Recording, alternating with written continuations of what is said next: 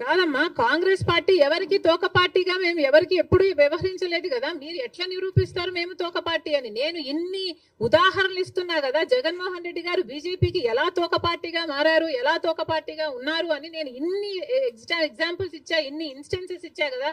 మణిపూర్ అయితేనేమి, స్పీకర్ అయితేనేమి, మీరు బీజేపీ పార్టీ వాళ్ళకి అధికారం ఇవ్వడం అయితేనేమి, మీరు అధికారంలో ఉన్నప్పుడు వాళ్ళు బిజినెస్ లీడర్ అయితేనేమి, ఇవన్నీ మేము చెప్తున్నాం. మీరు నిరూపించండి. కాంగ్రెస్ పార్టీ ఎక్కడ తెలుగుదేశం పార్టీకి తోక పార్టీగా ఉన్నారు? ఒక్క చోట అంటే ఒక్క చోట కూడా మేము బీజేపీ పార్టీకి కానీ తెలుగుదేశం పార్టీకి కానీ పవన్ కళ్యాణ్ పార్టీతో కానీ మాకు ఎటువంటి వైసీపీ పార్టీతో కూడా ఎటువంటి సంబంధాలు లేవు లేవు లేవు. Congress party is the only opposition in the state of Andhra Pradesh because ఒక పక్క బీజేపీ పార్టీ ఉంది. ఆ బీజేపీ పార్టీ తోనే కలిసి ఉన్నారు తెలుగుదేశం పార్టీ అయినా, వైసీపీ పార్టీ అయినా, జనసేన పార్టీ అయినా. బీజేపీ పార్టీ ఆంధ్ర రాష్ట్రంలో ఈ రోజు వరకు కూడా రాజ్యం ఏలుతుంది. కారణం ఏమిటి అంటే బీజేపీకి అర్థం ఆంధ్రప్రదేశ్ లో బాబు, జగన్, పవన్ కాబట్టి. వీళ్ళలో ఏ ఒక్కరు అధికారంలో ఉన్నా బీజేపీ పార్టీ అధికారంలో ఉన్నట్టే. ఎందుకంటే బీజేపీ పార్టీతో వీళ్ళు పొత్తులు పెట్టుకున్న పార్టీలు. ఒకరు సక్రమంగా పెట్టుకుంటే ఇంకొకరు అక్రమంగా పెట్టుకున్న పార్టీలు, అంతే తేడా. ఒకరు బహిరంగంగా పెట్టుకుంటే ఇంకొకరు రహస్యంగా పెట్టుకున్నారు, అంతే తేడా.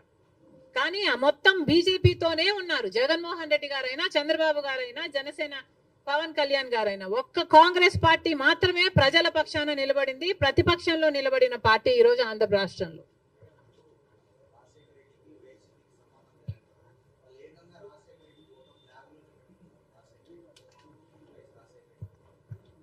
రాజశేఖర రెడ్డి గారి ఫోటోను ఇక్కడ అక్కడ పెట్టుకుంటే సరిపోతాయా? ఇక్కడ ఉండాలి. ఇక్కడ ఉంటే రాజశేఖర రెడ్డి గారి ఆశయాలు ఈరోజు నిలబడండు. ఇక్కడ లేదు కాబట్టే రాజశేఖర రెడ్డి గారి జలయజ్ఞాన్ని గాల్లోకి వదిలేశారు, రాజశేఖర రెడ్డి గారి ఫీజు రీయింబర్స్మెంట్ గాల్లోకి వదిలేశారు. ఇక్కడ లేదు కాబట్టే రాజశేఖర రెడ్డి గారి ఆరోగ్యశ్రీకి కూడా బాకీలు పెట్టారు. రాజశేఖర రెడ్డి గారు అంతగా చెప్పుకుంటున్నారు కదా. మరి రాజశేఖర రెడ్డి గారి వర్ధంతి మొన్న జరిగిందయ్యా, 75వ వర్ధంతి. ఏం చేశారో చెప్పండి. 75వ జయంతి మొన్న జరిగింది. 75వ జయంతి రాజశేఖర రెడ్డి గారు ఎంత గొప్పగా చేసి ఉండాలి. మరి ఏం చేశాడు జగన్మోహన్ రెడ్డి గారు 75వ జయంతి కోసం? ఇడుపులపాయకి వెళ్ళారు. అక్కడ 5 నిమిషాలంటే 5 నిమిషాలు కనీసం కూర్చోలేదు, నిలబడ్డారు. రాజశేఖర రెడ్డి గారికి తూతూ మంత్రం లాగా అక్కడ ఏదో నివాళులు అర్పించామని చెప్పుకున్నారు, అంతేనా? సొంత తండ్రి కదా, 75వ జయంతి చేయాల్సింది, అంతేనా? ఎందుకు సిద్ధం సభలని పెద్ద పెద్ద సభలు పెట్టారే మీరు?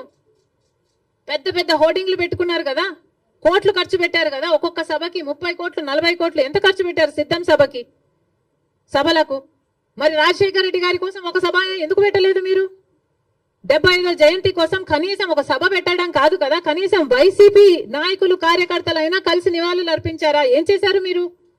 ఇలాగైనా రాజశేఖర రెడ్డి గారి జయంతి జరుపుకోవాల్సింది. 75వ జయంతి కదా, స్పెషల్ కాదా? మీకేం అనిపించలేదా?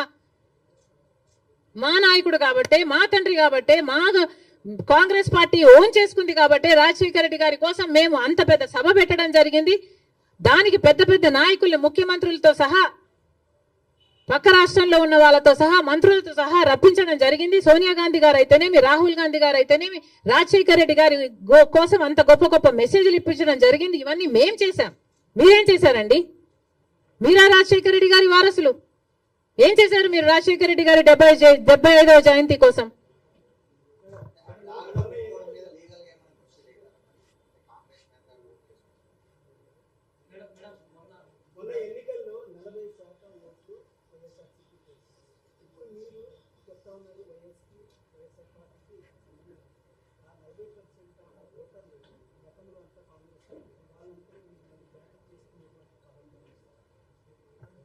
తప్పకుండా చేస్తాం, ఎందుకు చేయకూడదు? ఏ 39% వైసీపీకి ఓట్లేసిన వాళ్ళు ఉన్నారో వాళ్ళందరూ చంద్రబాబు గారు ముఖ్యమంత్రి కాకూడదు అని ఓట్లేసిన వాళ్ళు. అంటే గత ఎన్నికలు మొత్తము చంద్రబాబు ముఖ్యమంత్రిగా కావాలా, లేకపోతే చంద్రబాబు గారు ముఖ్యమంత్రిగా వద్దా అన్న లైన్ మీద జరిగింది. ముఖ్యమంత్రిగా చంద్రబాబు గారు వద్దు అనుకున్న వాళ్ళు మొత్తం వైసీపీకి వేశారు. ఎందుకంటే కాంగ్రెస్కి ఆ ఛాన్స్ లేకపోయింది కాబట్టి, కాంగ్రెస్ వాజ్ టూ వీక్ కాబట్టి. కాబట్టి ముఖ్యమంత్రి స్థాయిలో చంద్రబాబు వద్దు అన్న వాళ్ళు జగన్మోహన్ రెడ్డి గారికి వేశారు తప్పితే జగన్మోహన్ రెడ్డి గారు ఫ్యాన్స్ ఏం కాదు వాళ్ళంతా కాంగ్రెస్ పార్టీ నుంచి అక్కడికి పోయిన వాళ్ళే. వాళ్ళంతా మా వాళ్ళండి. మా వాళ్ళని మళ్ళీ మేము ఓన్ చేసుకోవడంలో తప్పేముంది? ముమ్మాటికి ట్రై చేస్తాం. The 39% is actually belongs to the Congress. మా ఓటు బ్యాంక్ అది. చూపిస్తాం అది కూడా 2029 కల్లా.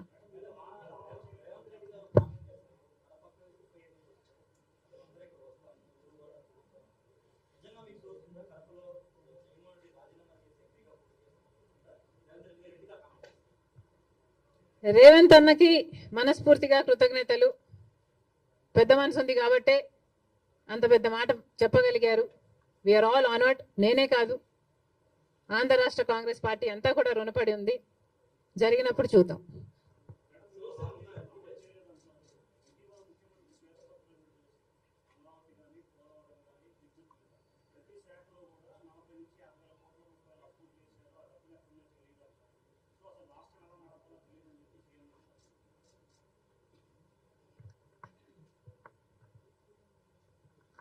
రాష్ట్రం ఎలా నడపాలో సీఎం తెలియదు అని చెప్తున్నారు అంటే నేను నమ్మను. ఆయనకి ఎక్స్పీరియన్స్ ఉంది అనుకునే జనాలు 4వ సారి ముఖ్యమంత్రినిగా చేశారు. అలాంటి స్టేట్మెంట్ ఇచ్చుంటాడు అని నేను అనుకోను. ఒకవేళ ఇచ్చుంటే that's very very irresponsible. He has to figure out a way how to take this forward. చాలా అన్యాయం. చంద్రబాబు గారు 5 సంవత్సరాలు ముఖ్యమంత్రిగా ఉండి 2 లక్షల కోట్ల అప్పు చేస్తే జగన్మోహన్ రెడ్డి గారు 5 సంవత్సరాలుగా ఉండి 8 లక్షల కోట్ల అప్పు చేశారు. ఇక్కడ నుంచి ఎలా ముందుకు వెళ్ళాలి అనేది చంద్రబాబు గారు ఫిగర్ అవుట్ చేసుకోవాలి. అందుకు టైం పట్టొచ్చు. అందుకనే మేము ఇప్పటి నుంచి వీఆర్ నాట్ స్పెషల్ స్టేటస్ మీద, పోలవరం మీద, రాజధాని మీద మేము ఇప్పటి నుంచి ధర్నాలు కొట్లాట్లు చేయటం లేదు. ఎందుకంటే మాకు కూడా తెలుసు హీ నీడ్ సమ్ టైం. కానీ ఉచిత ప్రయాణం ఆడవాళ్ళ కోసం అన్నది అది వెంటనే చేయొచ్చు కదా అన్నదే నా పాయింట్. మహిళలకు మొన్న అమలాపురంలో ఒక ఆడబిడ్డ మీద అత్యాచారం జరిగింది, నంద్యాలలో జరిగింది. ఇలాంటివన్నీ ఆపడానికే, మహిళలకు కొంచెం సెక్యూరిటీ కలిగించడానికే సచ్ అన్ ఈజీ స్కీమ్ కదా. తెలంగాణలో 2 రోజుల్లో అమలు చేశారు. ఇక్కడ ఎందుకు చేయలేకపోతున్నారు? చెయ్యండి. చేసిన తర్వాత దాని పరిణామాలు ఎలా ఉంటాయి, దాని నష్టాలు ఎలా ఉంటాయి, అది గవర్నమెంట్ ఆర్టీసీకి ఎలా భర్తీ చేయాలన్నది మీరు చూసుకోండి. కానీ మీరు ఆల్రెడీ వాగ్దానం ఇచ్చారు కాబట్టి నిలబెట్టుకోండి అని మాత్రమే మేము చెప్తున్నాం.